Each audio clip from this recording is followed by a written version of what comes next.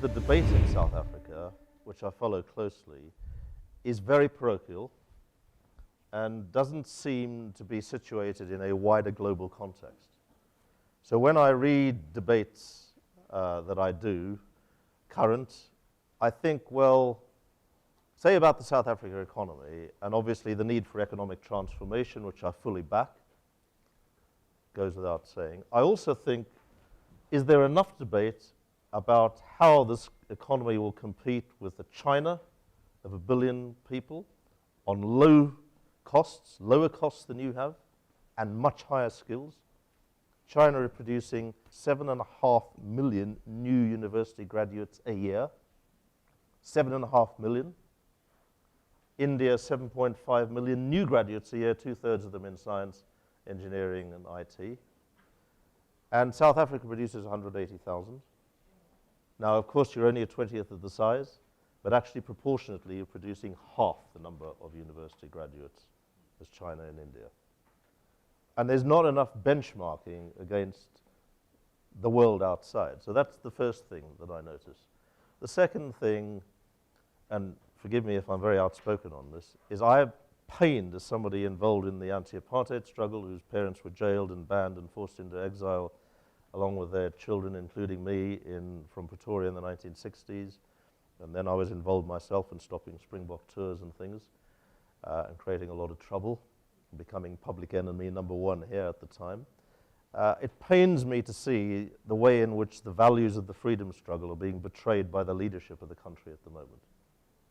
And unless you get rid of cronyism and corruption, unless you eradicate it from the system, and it seems like a cancer buried deep into it at the moment, you will never establish international confidence.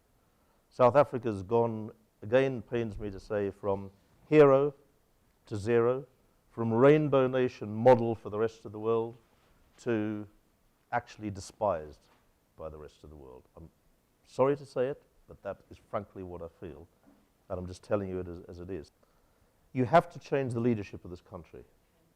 I say that as a long-standing ANC supporter, going back decades.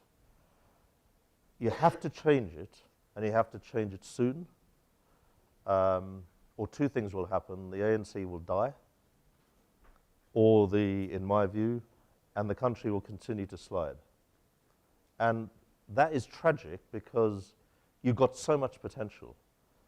I mean, as Nick said, I'm a visiting professor at Wits Business School, and I was teaching this afternoon, and I'm doing teaching, and I'm loving doing it to pass on some of my experience in 12 years in government and so on, and 50 years in politics. But such bright, dynamic people are around age 30 plus minus, and if the leadership of the country could be in their hands, you'd have no trouble at all.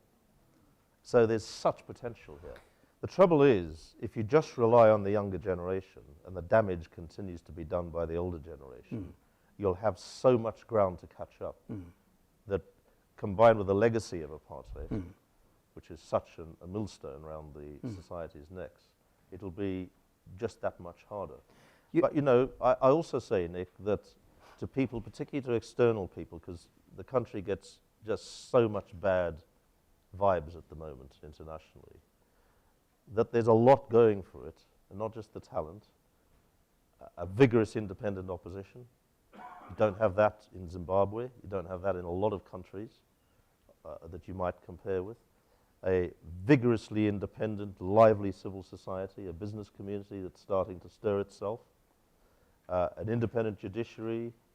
There are a lot of things going for South Africa. You've got to fight for democracy. Freedom is never won. Democracy is never won. You just fight for it all the time.